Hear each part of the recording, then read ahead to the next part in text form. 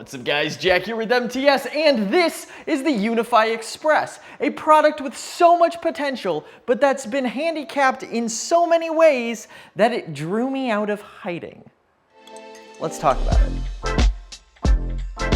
Now, the UniFi Express is Ubiquiti's latest entry into their cloud-managed consoles, gateway, all-in-one devices, and goes up alongside the Dream Machine, Dream Machine SE, Dream Wall, and Dream Router, and the OG Dream Machine cylinder thing for those of you that still have that, and remember, it exists.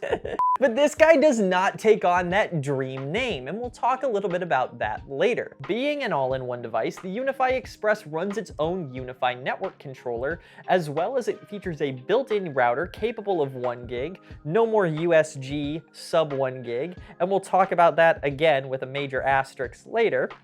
It features a built-in UniFi access point, and a first for any Ubiquiti cloud-managed device. This guy is the first device that runs its own controller that can also be adopted to another controller. And we'll talk again about the, sadly, asterisks that goes along with that.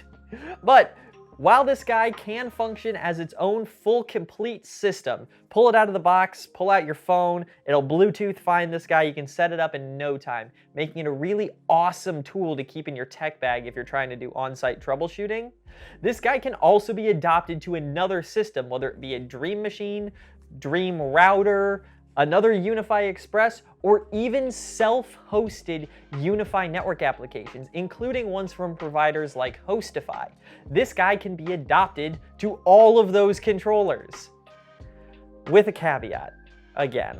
Now, the big caveat being, you have full ability to run this guy with its built-in controller and get the router, get the access point, all that stuff. But as soon as you adopt this to another controller, it only becomes an access point. And I think that's going to disappoint a lot of people who were really hoping for something like a manageable Dream Router. I would absolutely kill for a product like the Dream Router that I can adopt to a hosted controller, because that would be everything. Having a router, access point, little switch, all built into one unit, just disable its controller and give that to me. And I think a lot of people were hoping for that with UniFi Express, which it doesn't deliver. Again, when adopted to any other controller, this guy is simply a 2x2 access point that's about on par with the U6 Lite.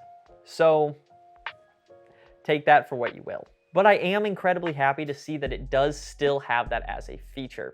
Now, for the easiest adoption experience of this guy to another system, if you do want to use it in access point mode, is you can run set and form, but you can also adopt it through Bluetooth if you have a Bluetooth capable access point already adopted to the system you're trying to adopt this guy to. It's going to do its discovery over Bluetooth and link right on up. And that Bluetooth does allow for really easy setup. And I talked about how this guy would be super useful in a tech bag, and I'm going to elaborate on that a little bit more.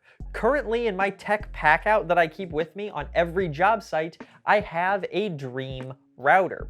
Now, I keep this guy on hand because I can quickly reset it and have a second router for troubleshooting, the switch, do whatever I need to do, quickly reset this and control it all from my phone. And that is super useful rather than it being a cloud-managed device. And by cloud-managed, I mean adopted to another controller. It keeps that management simple and local. Also for my network in a box. My network in a box, which I take with me on all of my live events that I do, a lot of times doesn't have an internet connection. I may be running it simply to create my lighting network, or my Dante network, or my just systems control network. I need to be able to have a local controller running in that system, so that way I'm not tied to having an internet connection to change my settings. Hence why the Dream Router has been such a useful tool for me, and I own multiple of these guys. Now enter the UniFi Express at approximately this much smaller. You can see why I am so happy about this going in my tech bag. I do wish that you could use the gateway when adopted to another controller, because that would be incredible and allow this device to truly become a one device that can kind of fit all. Though I understand that Ubiquiti may shoehorn themselves. And they shoehorn themselves because they offer the UDR for $200, $50 more than this, and it removes all those restrictions. Well, you can't adopt it to another controller, but who cares? This guy is clearly aimed square at those of you who are running Eero and Google Wi-Fi.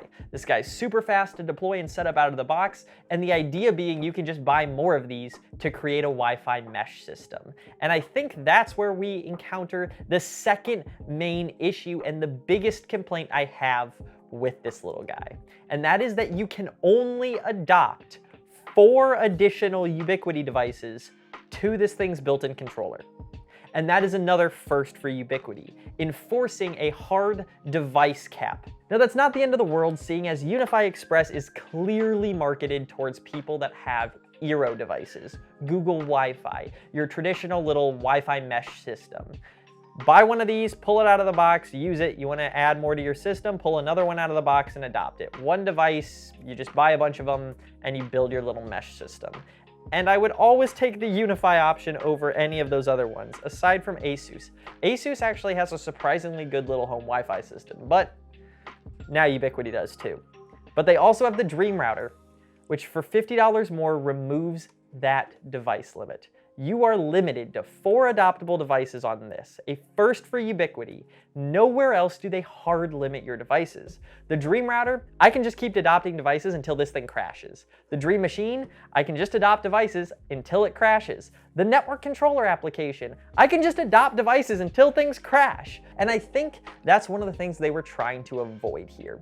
Now I was talking to some buddies and we were talking about the 4 device limit, and one of them brought up a really good point in that it's a good distinguishing mark as to where this guy sits in the controller performance tier.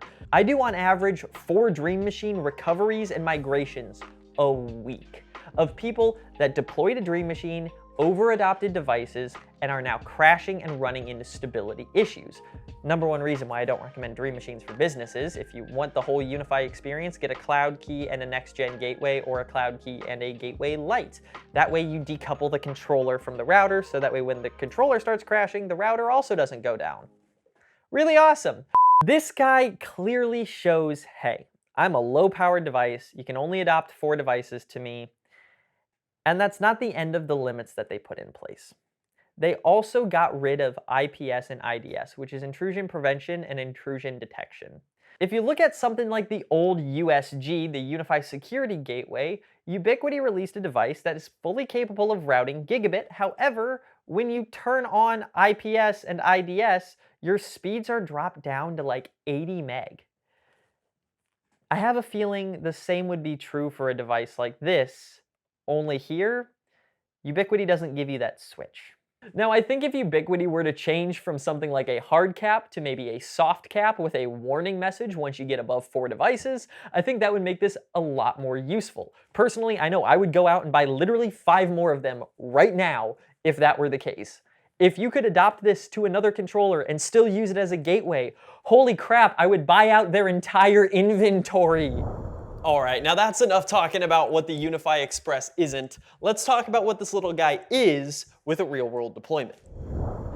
This is my editor Shelby's apartment, and this is her current network system. It's all TP-Link Omada with an ER605 and a EAP660 HD.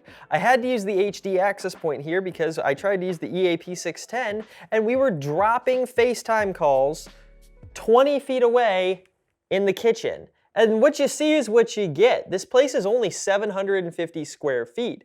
1 bedroom, the bathroom, kitchen, and the living room. Now, seeing as this place is only 750 square feet, she has 6 Wi-Fi devices and 1 hardwired editing rig. The UniFi Express is perfect, and I'm pretty sure this is exactly the type of situation Ubiquiti designed this for. And with this being a UniFi router, it'll be really easy for us to set up the site-to-site VPN so that way she can access all the footage on my NAS for editing. So let's get the UniFi Express set up.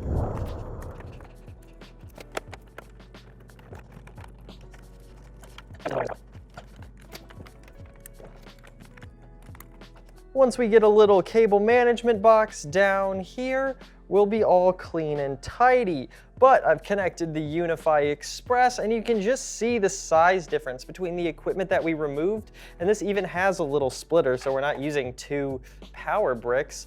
This is so much smaller. With our UniFi Express set up, let's go ahead and fire up the UniFi app on my phone and see if we just pick it up. Hey, UniFi Express found. Let's hit setup. We're gonna set up a new system. We're gonna call this remote editor for now. For Wi-Fi, we'll call this editor, and then off camera, I'll go ahead and get all these updated, and we're just gonna make the password capital password. And hit connect. And in about 2 minutes, we're gonna have a fully set up Wi-Fi network. So in the meantime, I'm gonna fire up the computer and let's get to the main web interface where we can take a look at the real settings. All right, now that we've got the hardware set up, the initial Wi-Fi created, I've gone ahead and connected on my laptop, and I've got UniFi.ui pulled up here. So we can go ahead and connect into our network. Now that we're logged into the system, we're gonna go ahead and first configure the guest Wi-Fi network. Then we're gonna take a look at the missing IPS and IDS settings, as well as configure a site-to-site VPN. So we can see our UniFi Express right here. We have Spectrum, and let's go ahead and take a look at settings. We have our Wi-Fi network. I'm gonna go ahead and create a new network. We're gonna create new, and we're gonna call this guest. We're gonna create a new subnet, 192.1. Let's just make this 10.23.0 or .2.1/24. Manual VLAN 2, that's fine. Multicast DNS, yes, we wanna enable that. And add. We're then gonna come in and create a new Wi-Fi network. I have absolutely no idea why okay, here we go, I'm continuing. All right, we're gonna create a new Wi-Fi network, create new, editor guest, password 1234567 8. We'll change this all later. Change network to guest, and manual settings where we want client device isolation. That's gonna be what stops devices on the guest network from talking to each other, as well as devices on our main network. And we're gonna go ahead and click on add Wi-Fi network.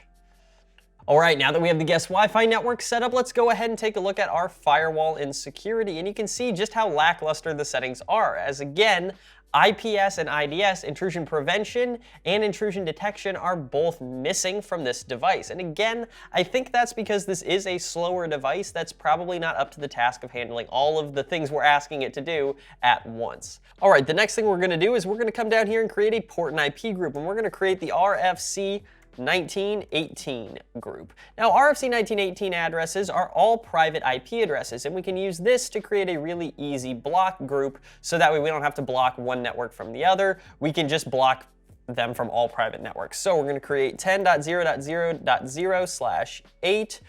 We're going to create 172.16.0.0/12. And we're going to create 192.168.0.0/16 and hit add. And we can just create our little firewall rule real quick. Come into firewall security, LAN. We want to do new entry. Type LAN in. We're going to call this block guest from RFC. Drop source type network, and we want to select our guest network, and our destination is our port and IP group, RFC 1918.